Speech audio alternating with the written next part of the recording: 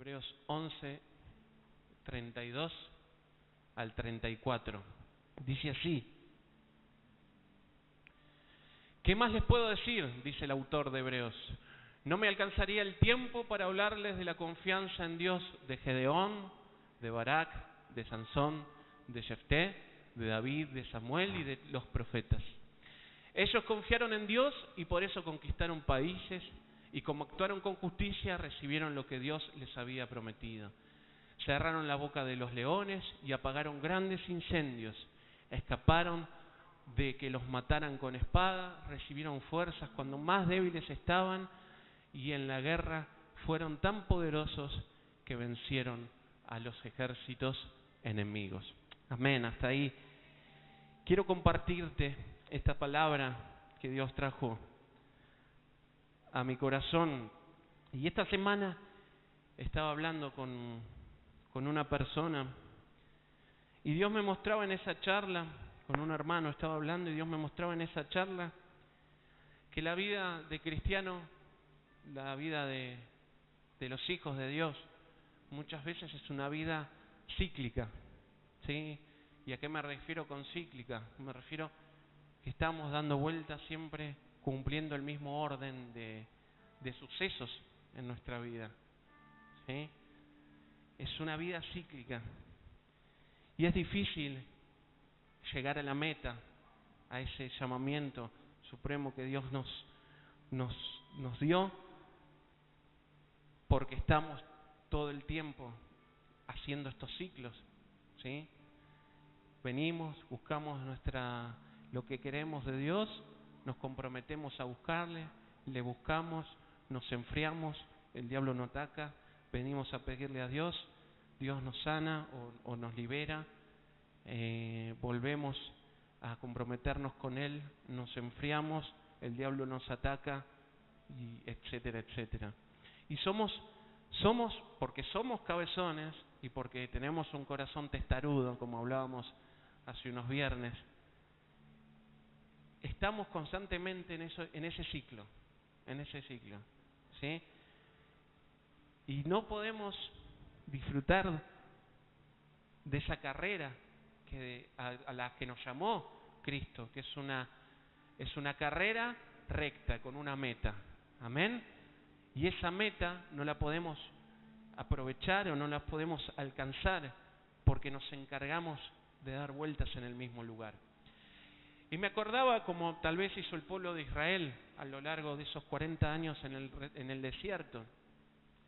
En Inglaterra existen unas rotondas que no me acuerdo bien cómo se llaman, creo que se llaman rotondas, que cuando la gente entra sirven para tomar calles de diferentes direcciones, ¿no? Imagínense, ¿vieron Avenida Libertador, donde está el monumento ahí en Palermo, que es como una rotonda y que uno puede doblar y tomar las diferentes calles que son en esa rotonda? Pero cuando uno se mete en esas rotondas y no sabe manejar o está acostumbrado mucho a manejar por el lado izquierdo, les estoy hablando en Inglaterra que se maneja por el lado derecho, perdón. Cuando uno entra con un auto, no puede salir porque los autos lo empiezan a enredar, o sea, empiezan a ponerse el lado afuera, y hasta que no dejan de circular los autos no pueden salir de esa rotonda. Y así vivimos nosotros, vivimos en esa rotonda, dando vueltas y cumpliendo cada etapa de estos ciclos. Y de este ciclo está compuesto por eso. Venimos a buscar de Dios, nos comprometemos a seguirle, le buscamos, le seguimos, nos enfriamos, nos equivocamos, el diablo nos ataca, venimos, y etcétera, etcétera, etcétera. Y a todos nos pasa eso, ¿sí? Eso nos pasa, tal vez estamos en alguna parte de ese ciclo, pero el Señor quiere que salgamos de ese ciclo, de esa vida cíclica en las cuales estamos metidos. Vivimos luchando contra Satanás, vivimos luchando contra alguna enfermedad, contra la misma prueba. Llega fin de mes, el 20, y ya no tenemos plata en el cajero, ¿sí? Acá no le pasa a ninguno porque son todos prosperados, ¿no? Pero Luchamos con un montón de circunstancias cíclicamente. ¿Por qué? Cíclicamente nos vuelve a pasar lo mismo y volvemos a caer en esos ciclos. Luchamos contra la miseria y no podemos superar ninguna de estas pruebas. La prueba es un obstáculo en el camino, pero nosotros en vez de saltar ese obstáculo, lo que hacemos es, le empezamos a caminar dando vueltas. Nosotros en vez de superar la prueba que tenemos enfrente, nosotros lo que le hacemos es, le caminamos alrededor. Y eso no nos permite avanzar.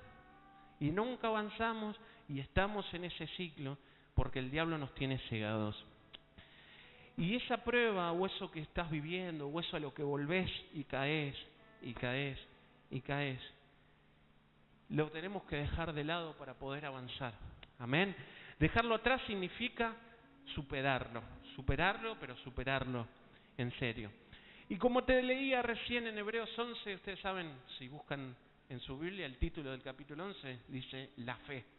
O sea, es el capítulo de la Biblia que habla de la fe, que nos ayuda a entenderla, que nos habla de diferentes hombres de Dios, que por medio de la fe alcanzaron muchas promesas, aún cometiendo errores, ¿sí? Porque de todos los nombres que te leí recién, la mayoría habían cometido errores. La mayoría. Te nombré a Gedeón, Barak, Sansón, Jefté, David, Samuel y los demás profetas, dice.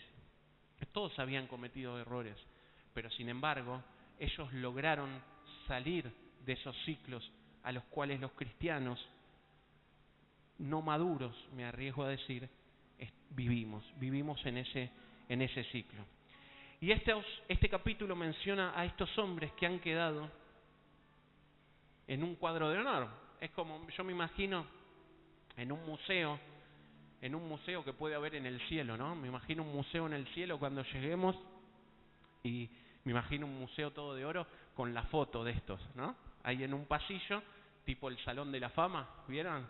O con las estrellas, tipo de Hollywood, me lo imagino. Me imagino la foto de Gedeón con su conquista, la foto de Barak con su conquista, de Sansón, de Jefté, de David, de Samuel y de todos los profetas. La verdad me lo imagino así.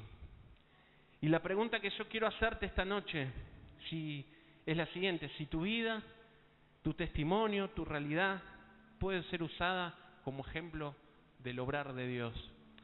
Mi pregunta es, ¿tu foto va a estar colgada en ese salón como hombre de fe? Esa foto tuya va a estar. Y yo me lo pregunté. Y en esta noche no vengo a desanimarte. No quiero echarte malos ánimos, no quiero decirte pálidas, como se dice. Pero quiero, por lo contrario, quiero animarte para que desde esta noche tu nombre sea incluido en ese salón de los cuadros de honor como hombres de la fe. Amén. Porque yo quiero que eso ocurra con mi vida. Yo quiero que a mi hija a mis hijos dejarle un legado de fe. Yo quiero dejarle a mi familia, a todos, un legado de fe. Yo quiero dejar en el ministerio el cual me toque ocupar un legado de fe. Amén. Y creo que todos queremos hacer eso. Amén. Entonces, yo titulé a esta palabra en el cuadro de honor. ¿Sí? Y no es porque te sacaste 10, ni porque llevaste la bandera muchos años. Es porque esta noche te vas a convertir en un hombre de fe. Amén. Y suena fuerte o tal vez difícil, pero para Dios es posible. Amén. Y si está escrito en su palabra es porque Él quiere que sea así. Amén. Y quiero hablarte de todos esos hombres que vimos. Quiero hablarte de uno que Dios me dijo, llévale la historia. ¿De quién? De Barak. Tal vez es un personaje menor, no hemos escuchado tal vez hablar muchas veces de él, pero hoy te quiero hablar de la historia de Barak. La historia de ese hombre que su cuadro está colgado en el salón de honor como hombre de fe. Y quiero hablarte un poquito. Tal vez no tenemos tiempo para ver toda la historia. Si querés ir en tu casa, Jueces 4 y Jueces 5, todo el capítulo entero, ahí vas a encontrar la historia de Barak y de Débora, que fue la cuarta jueza del pueblo de Israel. Y te voy a contar un poco cómo fue la historia. Después, si querés, en tu casa lo lees bien. Resulta que estaba Débora, que era la cuarta jueza del pueblo de Israel, y en ese tiempo estaban sometidos y estaban siendo torturados y maltratados por los cananeos, ¿sí? Que era un pueblo que los tenía hacía 20 años castigados, ¿sí? Los tenía a mal traer. ¿Y cuántas veces vemos cristianos castigados y a mal traer? 20 años con una enfermedad, 10 años. Esa persona que ves y decís, uy, siempre quiso prosperar y nunca, ¿qué le pasó? No arrancó. Bueno, está ahí en la rotonda todavía dando vueltas para salir, ¿sí? Esa persona que tal vez no fue sana, sigue ahí en la rotonda. Pero a partir de esta noche, nuestra vida va a cambiar y vamos a salir de esa rotonda. ¿Amén? Así que quiero contarte un poquito de la historia de Débora, que recibe palabra de Dios y lo manda a llamar a Barak. Sí, Dios le dice, llama a Barak que tengo algo para decirle. Lleva a Barak y dice, bueno, Barak, Dios dice lo siguiente: vas a pelear contra el ejército cananeo y lo vas a derrotar, ¿sí? No importa lo que tengan ellos, no importa cuán grande sea ese ejército, yo te voy a usar a vos, le dijo Dios a Barak. Y Barak le dijo a Débora, está bien, pero solo no voy a ir. Voy solo si me acompañás, le dice a Débora. Bueno, Débora accede, ¿sí? Lo acompaña. Bueno, empiezan a recorrer con los ejércitos, que eran 10.000, porque Dios le dijo que llamara a 10.000 hombres de diferentes tribus para poder enfrentar a los cananeos. Resulta que, bueno, se enfrenta contra los cananeos. En un momento Dios le indica que tiene que ir a atacarlos. Los cananeos sabían que Barak lo iba a ir a buscar. Entonces se encuentran y rompen, todo ese ejército que parecía ser enorme e imposible de derrotar, termina siendo derrotado gracias a Dios por medio de Barak y por medio de Débora. Resulta que el ejército cananeo tenía un capitán. Ese capitán se llamaba Sísara. Cuando este capitán ve todo lo que estaba sucediendo y estaba en su carro de combate, le agarró algo que se llama entre nosotros jabón, un jaboncito le agarró. Entonces se baja de su carro y dice la palabra, ahora lo vamos a leer cuando mencionemos el versículo, dice que sale corriendo.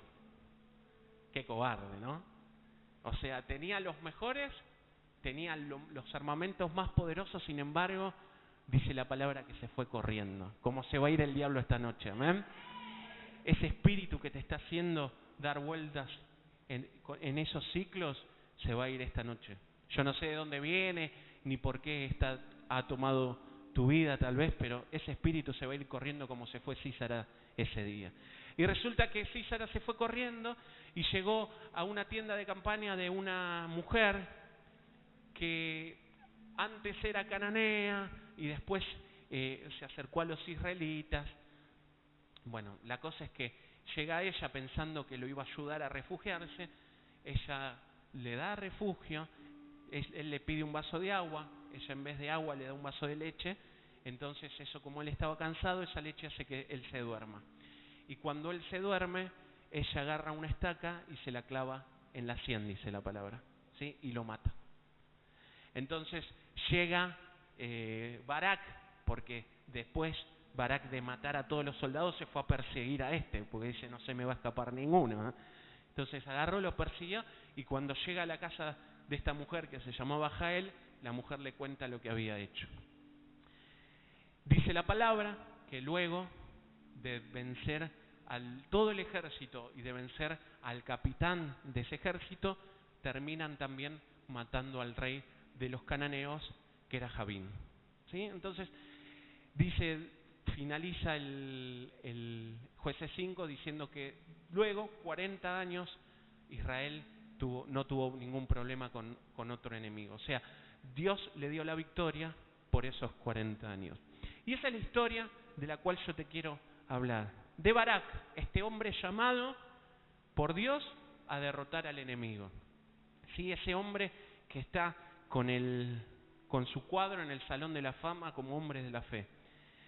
Dios nos ha llamado, y yo quiero que vos te convenzas en esta noche, pero no porque yo te lo estoy diciendo, sino porque es así. Que Dios nos llamó para conquistar reinos, para hacer justicia, para alcanzar las promesas, para tapar la boca de los leones, para apagar fuegos impetuosos, para evitar el filo de la espada, para sacar fuerzas de la debilidad, para hacernos fuertes en batalla. Para todo eso nos llamó el Señor, a vos y a mí, como lo llamó a Barak también. Y por eso es imprescindible que nosotros entendamos en esta noche que para dejar una huella y para poder lograr la victoria completa, porque yo no quiero victorias parciales, ni te voy a venir a decir acá, mira, qué bueno, superaste esto, Dios respondió a tu oración. No, Dios quiere que vayas más allá de eso. Sí, no quiere que te conformes con eso. Amén, porque vas a entrar en un ciclo de conformismo, el cual nunca te va a permitir que tengas ese cuadro de fe con tu nombre colgado como hombre de fe. Amén. Entonces, yo quiero hablarte de eso, de esta noche, de cómo poder colgar nuestro cuadro. Las fotos de nosotros así todos ponemos cara linda para que nos pinten y pongamos un cuadro con nuestro nombre como hombres de fe.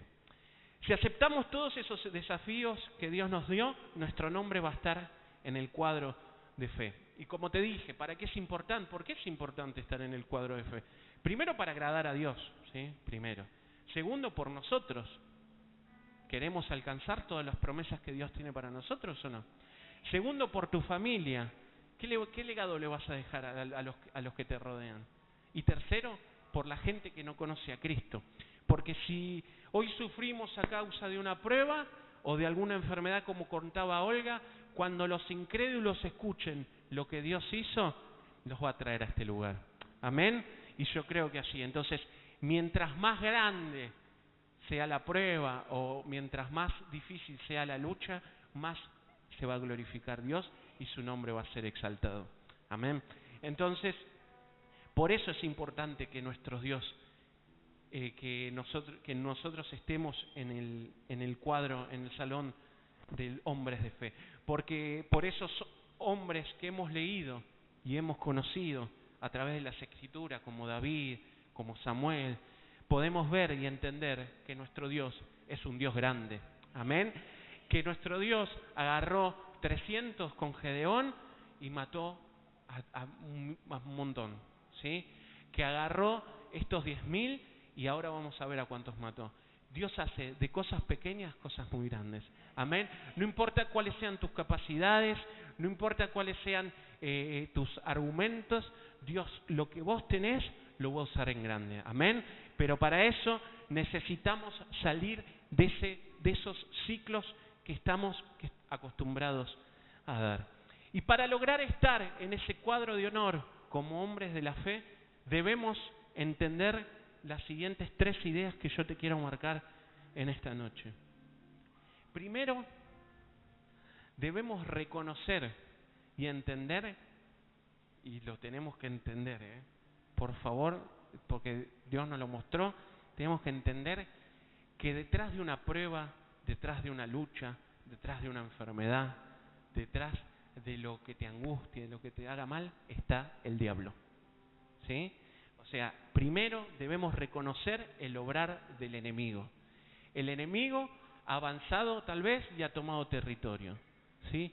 ¿Por qué? Porque sí, no lo sé por qué. Pero el enemigo es el que está atrás. El enemigo está atrás de tu miseria, ¿sí? O de que no te alcance el dinero por mamón. El enemigo está atrás de que no tengas salud por farmaqueia.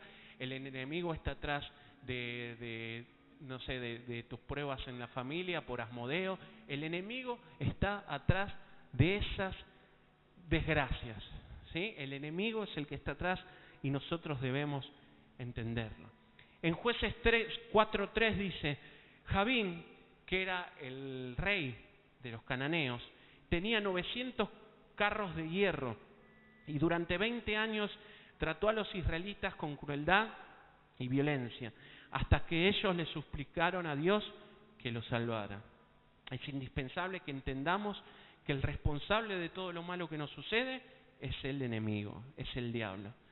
Dice el comienzo de Jueces 4 que el pueblo de Israel desobedeció a Dios y que esto permitió que fuera vencido por el rey cananeo Jabín y por el jefe de su ejército, Sísara. Durante 20 años vivieron bajo crueldad y violencia de los cananeos. Vemos cristianos que durante muchos años viven bajo una enfermedad. Te lo conté yo recién. Desde chico, desde que tengo uso de razón, vivo con el tobillo inflamado. Ahora, evidentemente me acostumbré. ¿Es normal? No, pero me acostumbré. Dios no quiere eso para nosotros. Dios no quiere que nos acostumbremos a lo malo que nos pasa. Dios no quiere que nos acostumbremos a las discusiones. Dios no quiere que nos acostumbremos a esas luchas o pruebas que vuelven a ser cíclicas. Y siempre nos encontramos luchando contra el mismo. Y siempre nos encontramos luchando contra el mismo. Siempre, siempre. Y nunca estamos en el mismo nivel. Siempre es como cuando jugábamos a los videojuegos que éramos chiquitos. Bueno, espero que alguien haya. De acá varios han jugado a los videojuegos y llegábamos al final del nivel y nos luchábamos contra el jefe de ese nivel. ¿Sí? Pero cuando le ganábamos al jefe de ese nivel, pasábamos al otro nivel. Y el otro jefe era más difícil todavía. Y así. Pero nosotros siempre vivimos en el mismo nivel. ¿Por qué? Porque seguimos dando vueltas. Y luchamos siempre contra el mismo. Y ves que luchás siempre contra Mamón. Y siempre contra Mamón. Y siempre contra Mamón. Y ves que luchás siempre contra Farmaquea. Y luchás siempre contra Farmaquea. Y luchás siempre contra la falta de perdón. Y luchás. Y te sanás. Y Dios te restaura. Y otra vez vuelve. Las peleas familiares tal vez. Y todo es un ciclo. Y vivimos en ese ciclo. Pero déjame decirte que Dios no nos hizo para que vivamos en ese ciclo. Amén. El responsable es el enemigo. Y tiene que haber un Barak para salir de esta situación. Y esos Barak somos nosotros. Amén. Entonces, Dios nos quiere sacar de esa violencia y esa crueldad bajo las que estamos viviendo y las que nos permite estar en ese ciclo. Durante mucho tiempo hemos vivido bajo pecado, bajo miseria, bajo enfermedad. Pero es hora de que reconozcamos que el enemigo es el que está atrás de todo esto. Dejemos de dar vuelta a la piedra y superémosla. Saltemos la piedra confiados que hemos superado la prueba, pero no la estemos dando vuelta. Y le damos vuelta a la piedra, hermano. Le damos vuelta a ese problema y en vez de superarlo, seguimos dando de vuelta. Pero en esta noche yo sé que algo Dios va a hacer. He escuchado infinidad de cristianos aceptar su presente de enfermedad, su presente de pobreza. Si Jesús fue pobre, ¿no han escuchado eso? Dolor, tristeza, por no reconocer el obrar del enemigo. Y si bien son pruebas, nos quedamos en ellas y no las superamos. Y hay muchas personas que piensan o hablan de este versículo que te voy a leer, que está en Santiago 2:4, dice así: hermanos en Cristo, ustedes deben sentirse muy felices cuando pasen por toda clase de dificultades. En la otra versión dice pruebas. Así, cuando su confianza en Dios sea puesta a prueba, ustedes aprenderán a soportar con más fuerza las dificultades.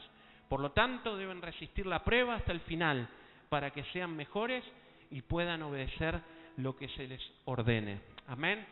Pero muchos dicen esto, y es una gran palabra, pero se olvidan de Santiago 4:7, que dice así: ¿acaso no creen, como dice la Biblia, que Dios nos ama mucho?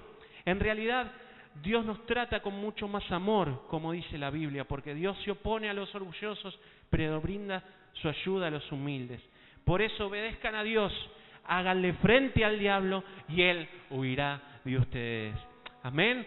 Cuando nosotros reconocemos el obrar del enemigo en cada una de las áreas que puede estar en tu vida hoy, es el primer paso para salir para salir de ese ciclo del cual yo te hablaba y para que tu cuadro, tu foto esté en el cuadro de honor como hombres de la fe. Dios se cansó de ver a sus hijos dominados durante 20 años por los cananeos y llamó a Barak. Y le dijo, Barak, vas a hacer esto y yo te voy a dar la victoria. Amén. Y hoy nos dice Dios, nos llama y nos dice, vas a hacer esto y yo te voy a dar la victoria. No sé cuál es la realidad, pero aún con pocos hombres, con nada de armamentos, yo te voy a dar la victoria. Amén. Y qué bueno que podamos confiar como confió Barak de que Dios nos va a dar la victoria. Quiero decirte que esa lucha por la que estás pasando, el único responsable es Satanás. Amén. Y esa lucha tiene un final. Y el que se la va a dar sos vos. ¿Sí? Con la unción guerrera que te da el Espíritu Santo. Amén. Entonces, primer punto, debemos admitir, debemos reconocer que el enemigo es el que está atrás de todo esto. Segundo, debemos enfrentarlo. Es necesario que enfrentemos al enemigo teniendo la seguridad de que Dios está con nosotros, porque muchas veces lo reconocemos que es el enemigo el que está atrás de todo esto, pero sin embargo no lo enfrentamos. Y como te decía, tal vez una enfermedad, nos acostumbramos, ¿sí? Nos acostumbramos a vivir con dolor, con angustia, con falta de perdón, nos acostumbramos a vivir con lo poco, nos acostumbramos a vivir en escasez, nos acostumbramos a vivir con algún dolor tal vez físico. Y en Jueces 4, 7, 8 dice así, Jueces 4, 7, 8, resulta que en este momento Dios ya le había dicho a Sísara que tenía que enfrentarlos, le había dicho a Barak que tenía que enfrentar a los soldados de Sísara, que era el jefe de los cananeos. Dice así, Jueces 4, 7, 8. Dios hará que Sísara, el jefe del ejército de Jabín, que era el rey cananeo, vaya al arroyo de Quizón para atacarte con sus soldados y sus carros, pero Dios le dará a ustedes la victoria. Barak le respondió, iré solamente si tú me acompañas, de otra manera no iré, le dice a Débora, ¿no? ¿Y qué vemos acá? Vemos, Débora era una profetisa, era una jueza de los tiempos de Israel, de esos tiempos de Israel, se calcula aproximadamente el siglo XII antes de Cristo. Y era una mujer que muchos la consultaban, tenía amistades en varios reinos. Me hacía acordar a Salomón también. Era como la versión femenina de Salomón, no con el auge que tenía Salomón en su época, ¿no? Pero era la representante de Dios y era una mujer muy consultada por los gobiernos de esa época. En ese momento, Barak le pidió a Débora que lo acompañe, ¿sí? En estos momentos, ¿quién nos acompaña a nosotros para enfrentar al enemigo? El Espíritu Santo. Amén. Así que confiados estamos primero porque no vamos solos, ¿sí? No vamos solos. Vamos con el Espíritu Santo. Y el ejército que comandaba Sísara estaba formado por 900 carros de hierro y el israelita estaba formado por 10.000 soldados. Pues sí, pero es parejo, 900 carros con 10.000 soldados. Bueno, te cuento un poco en qué consiste esto. Los carros eran carros de hierro o carros de bronce que eran armados de una manera especial, que podían tener entre 2 y 4 ruedas. ¿Para qué? Para llevar de 2 a 4 personas arriba. Y eran comandados por 2 caballos generalmente. Entonces, no eran 900, hace 900 por 3 o por 4, ¿no? Entonces, en esa época era el arma más poderosa del momento, esos carros. Esos carros eran los más poderosos. Era el ejército que tenía el mejor armamento. En cambio, los israelitas eran 10.000, pero no tenían nada, ¿no? Iban a enfrentarlo con espadas, pero hasta ahí, nada más. Entonces, esa era la realidad a la cual se enfrentaba Barak. Y Barak le creyó a Dios, porque Barak fue a enfrentarse. Y no importaba cuál era la realidad. Y él sabía que el ejército enemigo tenía esos carros que eran el armamento de último momento. Y esos carros tenían una característica que, si lo pensás, es bastante lógica. Un carro tirado por caballos solo puede ir de una manera correcta o ser usado en un lugar llano, ¿sí? Imagínense que en lugares montañosos, rocosos, no se podría. Así que Sísara, vivo, lo hizo bajar a Barak y al ejército al arroyo Quizón. Es un arroyo, ahora vamos a leer el pasaje, dice, es un arroyo que tenía un caudal de agua muy escaso, ¿sí? No era un río así que fluía agua, era un arroyo con sus laderas o con sus partes, sus playas, podríamos decir, o lo que estaba alrededor, era un lugar llano. Entonces, a propósito, Sísara lo llevó para pelear ahí porque sabía que en ese lugar los carros iban a poder ir, venir, iban a poder desarrollar el enfrentamiento a favor de ellos. O sea que tenía no solo en contra el armamento, sino que el lugar en donde estaba no era el más beneficioso para ellos, ¿sí? Y eso es lo que nos hace creer el enemigo. Nuestras fuerzas son pocas. No estamos en el lugar en el que debemos estar. Y eso es lo que nos quiere mostrar el enemigo para que nosotros realmente no lo enfrentemos. Pero sin embargo, aunque no era el mejor lugar para enfrentar a los cananeos y no tenían las armas suficientes, en Jueces 5, 20, 21 dice: hasta las estrellas del cielo lucharon contra Sísara. El antiguo arroyo de Quizón barrió con todos nuestros enemigos. Adelante, siempre adelante. Yo, Débora, marcharé con poder. Ese es un canto que dice Débora en Jueces 5.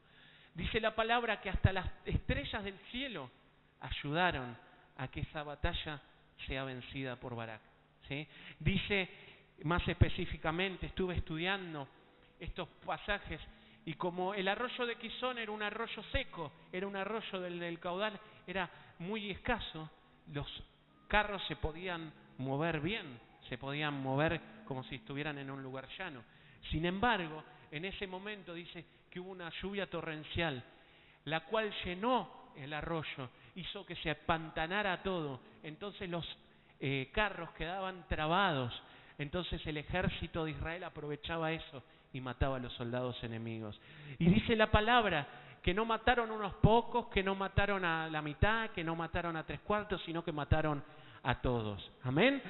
Y debemos enfrentar al enemigo y debemos matar todo eso que sembró. Amén. Y dice que la palabra que cuando esto estaba sucediendo, agarró Sísara, se bajó de su carrito, la mejor arma de guerra, y se fue corriendo. Y esta noche el enemigo se va a ir corriendo. Amén. Porque esta noche descubrimos que esto se gana enfrentando al diablo. Amén. Y esta noche se va a ir corriendo con miedito como se fue Sísara.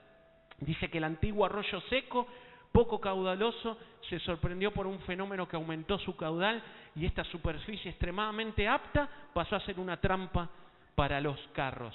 Dios les había prometido la victoria y se la dio. Amén. Y hoy Dios te promete la victoria y te la da. Amén. Cuán bueno es Dios, que podemos confiar en sus promesas, porque sus promesas se cumplen. Y no importa si estamos con armas viejas, con armas cansadas, Él nos va a dar la victoria. No importa dónde estemos, si en el lugar que estamos es beneficioso para el enemigo, no importa, Él nos va a dar la victoria. Amén. Y es muy importante, debemos enfrentar al enemigo para obtener la victoria. Te dije que debemos reconocer que el enemigo está atrás de todo. Debemos enfrentar al enemigo porque Dios nos va a dar la victoria. Y ahora lo que te quiero decir es que debemos dar el tequiá. T-E-K-I-A-H. Debemos dar el tequiá. ¿Y qué es eso? Me vas a decir. Déjame recordarte que Sísara se bajó de su carro y se fue corriendo como un cobarde, dice la palabra. Jueces 4:21 dice: Sísara estaba tan cansado que se quedó profundamente dormido en la casa de esta mujer que lo recibió. Jael se llamaba. Entonces Jael tomó un martillo y una estaca de la carpa y sin hacer ruido se acercó hasta donde estaba Sísara.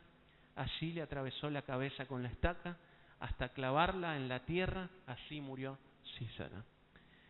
Es fuerte, pero el enemigo no se puede quedar con chances, hermano. Debemos clavar su cabeza contra la tierra. Amén. Suena violento, pero Él vino a matar y a destruirnos. Y si nosotros no lo clavamos contra la tierra, le vamos a seguir dando golpecitos en la espalda. Se va a ir, va a ser que se fue por un tiempo, pero va a volver. Y Dios no quiere eso, y nos tenemos que dar cuenta esta noche que eso no puede ser así. Reconocemos el obrar de Satanás, lo enfrentamos, pero dejamos escapar al jefe muchas veces. Nos suelta por poco tiempo y después vuelve. Y decimos, volvió Mamón, volvió Farmaquea. ¿Y por qué vuelve? Porque no hicimos esto, que es dar el tequiá. ¿Y qué es dar el tequiá? Y quiero cerrar con esto. ¿Qué es dar el tequiá? Dice, la palabra hebrea usada en tequiá para describir la acción y sonido de Jael, el de poner la estaca en la cabeza de Sísara, es la palabra tequiá. Literalmente significa conducir una estaca en el suelo. Significa también ser doblegado o roto frente de Dios. Amén. O sea, vamos a romper al diablo en frente de Dios porque Él nos da la victoria. Y no solo a todos los secuaces, sino a los jefes también. Y si Mamón quiere venir a tomar autoridad, le vamos a dar el taquiá. ¿Qué? Le vamos a clavar la estaca en la cabeza. ¿Sabes por qué? Porque dice la palabra que esa estaca representa los límites y la estructura y de un área y de una estructura de una tienda de campaña de Dios. ¿Sí? Entonces, nosotros marcamos territorio clavándole la estaca en la cabeza. Y no será Drácula, pero le vamos a clavar la estaca. Amén. Así que ponete de pie en esta noche. Y dice la palabra terminando, en el Jueces 5:31 dice, y Débora y Barak terminaron su canto así. Dios mío, que sean destruidos tus enemigos, pero que tus amigos brillen como el sol del mediodía. Amén. Después de eso, hubo 40 años de paz en todo el territorio de Israel. El número 40 representa un periodo de prueba, de examen donde vendrá algo diferente. Pero reconoceremos el accionar del diablo, lo enfrentaremos y le daremos el tequiá. Amén.